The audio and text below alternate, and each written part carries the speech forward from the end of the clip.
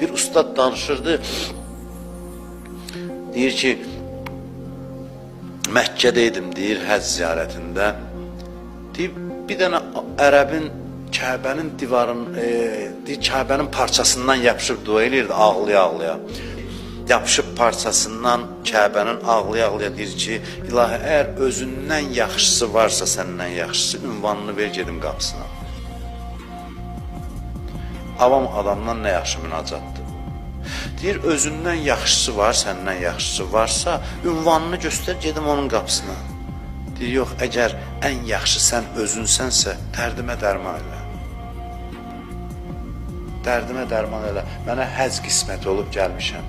Səndən də yaxşı qapı tanımıram. Sən yaxşısan, öz yaxşılığına uyğun davran. Mənim pisliyimdən nə işin? Allahın xoşu gəlir belə danışanda. Belə duaları tez qəbul edir.